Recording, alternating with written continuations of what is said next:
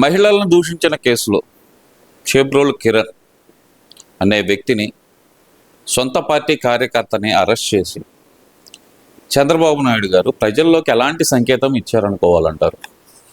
అంటే అబ్బాయి పాపం తప్పు చేసిన మాట వాస్తవమే.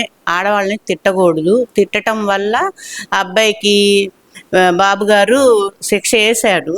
కానీ అంతకన్నా మమ్మల్ని ఎంతంత మాటలు మాట్లాడారో అనితను కానీ, ఆ మహిళల్ని, పార్టీలో పనిచేసే వాళ్ళని, కార్యకర్తలను కానీ, చిన్నపాటి నాయకులను కానీ, పెద్ద పెద్ద నాయకులను కానీ, ఆడవాళ్ళని ఎంతంత మాటలు, అసలు అనకూడని మాటలు, అందరికి అంటగట్టి అనకూడని మాటలు కూడా అన్నారు. కానీ అవన్నీ మేము భరించాం. కానీ అప్పుడు బాబు గారు ఏంటంటే అప్పుడు మమ్మల్నే సర్దుకోమన్నారు, ఇప్పుడు ఆయన మమ్మల్నే సర్దుకోమంటున్నారు. అదొక్కటి మాత్రం మాకు చాలా బాధగా ఉంది.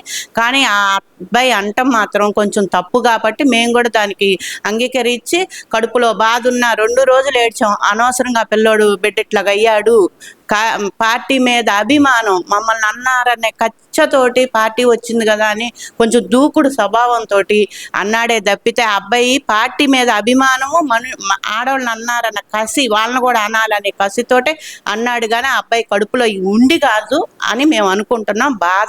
బాధ ఎంతంత మాటలు మా తెలుగుదేశం వాళ్ళని అన్నారు అనే బాధతోటి ఆ అబ్బాయి అన్నాడని, చేబ్రోలు కిరణ్ అన్నాడని మేము భావించాము. కానీ ఆ అబ్బాయి అన్నమాట తప్పు కాబట్టి మేము అంగీకరిస్తున్నాం. బాబు గారు మంచి పనే చేశారు, కానీ అన్యాయం చేయరని మేము అనుకుంటున్నాం. కాకపోతే బాధ అయితే మాకు నిజం చెప్తున్నాం, కార్యకర్తల్లో వాళ్ళ ఇంటికి కూడా మేము ఇప్పటి వరకు వెళ్ళలేదు. ఆ తల్లిదండ్రులు చూస్తుంటే నిజంగా ఆ బిడ్డను అంత సాగుకొని ఈ పార్టీకి అంకితం చేసి ఇట్లాగ అయ్యిందే అనేది మాత్రం మాకు చాలా బాధగా ఉంది. 2 రోజులైతే మేము ఎంతో బాధపడ్డాం. కానీ మరి ఏం చేస్తారో బాబు గారు చూడాలి. అంటే ఇక్కడ ఒక విషయం అమ్మా, మేము అసలు ఎవరిని దూషించలేదు అని చెప్పి వైసీపీ నాయకులు బాహాటంగా చదువుతున్నారు. నేను అబ్బటి రాంబాబు చదువుతున్నాడు, అసలు వైసీపీ నాయకులందరూ అసలు మేము ఎవరిని, మహిళలను ఒక్కళ్ళని కూడా దూషించలేదని అంటున్నారు కదమ్మా. మరి అనిత అని రాణి, అదెవరు రాణి అంట, రాణి ఏది రోజా రాణి అంట, అది కూసిన కోతలు. ఇప్పుడు ముందు అనితమ్మ నువ్వేం చేస్తావు మాకు తెలీదు, ఆమెను మాత్రం ముందు అరెస్ట్ చెయ్యకపోతే మాకు ఇంకా కార్యకర్తల్లో ఇంకా కోపం ఇప్పటికే ఎక్కువ అవుతుంది, ఇంకా తగ్గించాలి అంటే ముందు ఆమెను అరెస్ట్ చెయ్యాలి. ఎలాంటి మాటలు అనితమ్మ మర్చిపోయారేమో మీరు, మేమైతే కార్యకర్తలుగా మర్చిపోలేదు. ఆమెను మాత్రం మీరు అర్జెంటుగా ఎప్పుడు తీసుకొచ్చేస్తారని మేము ఎదురు చూస్తున్నాం. ఇతన్ని వేసిన క్షణం నుంచి మిమ్మల్ని ఎంతంత మాటలు అన్నారో వాళ్ళందరినీ మీరు తీసుకొచ్చి వేస్తారని మేము కోరుకుంటున్నాం. మీరు చెయ్యాలి కూడా తప్పకుండా.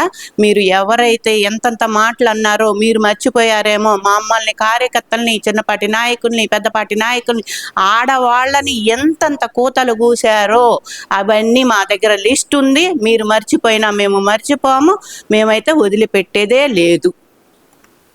అసలు రాజకీయాల్లోకి సంబంధం లేని మహిళలను అలాగే దూషించడం ఏంటి అంటూ వైసీపీ నాయకులు మాట్లాడుతున్నారు కదమ్మా, ఎలా చూడాలంటారు మరి దాన్ని? అసలు మరి ముందు బోనమ్మకి ఏం తెలుసు, అసలు పార్టీలోకి ఎప్పుడన్నా వచ్చిందా?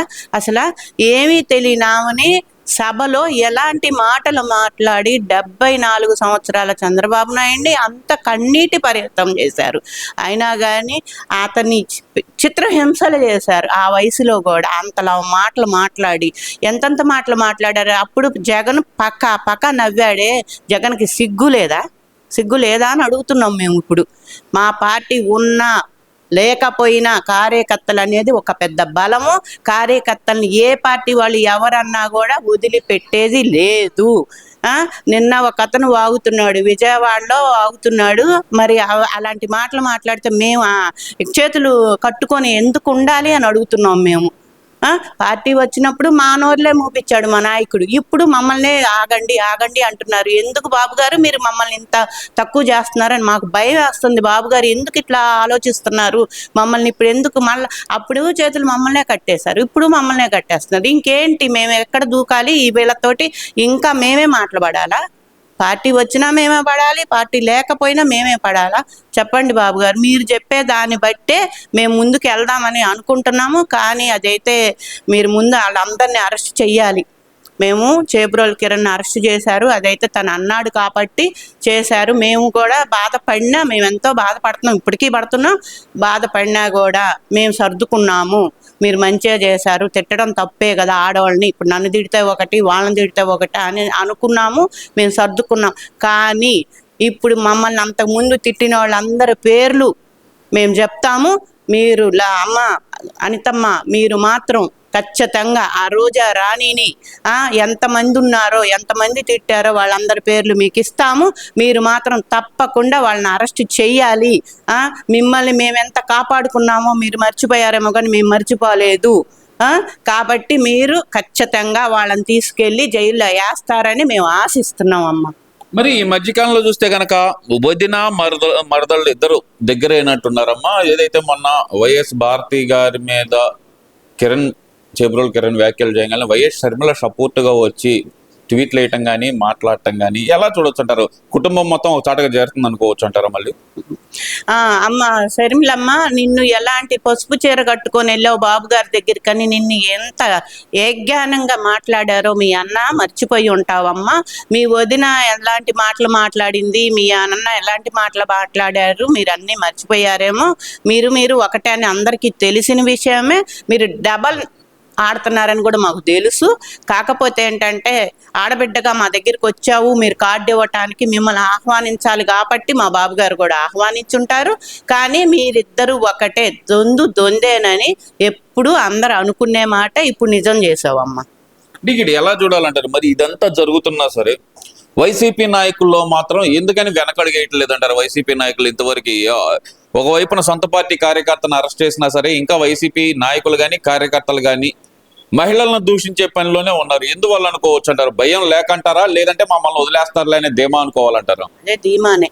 ఒక ఆమె నిన్న ఎక్కడో నేను ఫేస్బుక్లోనో దేంట్లోనో చూశానమ్మా, బ్లూ పుస్తకం తీస్తుందంట. మీ పుస్తకం మడత వేసి పెట్టుకోవాల్సిందే, ఇంకా పైకి వచ్చేది లేదులే కానీ అది తెరిసేది ఉండదు, మమ్మల్ని ఇది చేసేది ఉండదు. ఎందుకంటే 2029లో వస్తామంటున్నారు. 2029కి జీరోలో మీరుంటారు.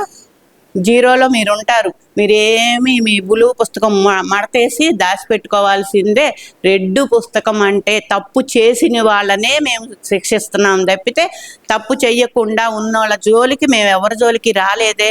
మీరు ఎంత తప్పు చేశారో అందరికీ తెలిసిన విషయం కాబట్టే అంతవరకే మేము పుస్తకం తీసి ఎవరిని ఏది చేశారో ప్రజలందరికీ తెలిసిన వాళ్ళనే మేము చేస్తున్నామే తప్పితే రెడ్ పుస్తకం అంటే మేము రాసుకున్నది చేసి చూపిస్తాం. మీ బ్లూ పుస్తకం మేము కూడా రాస్తున్నాము అన్నావు.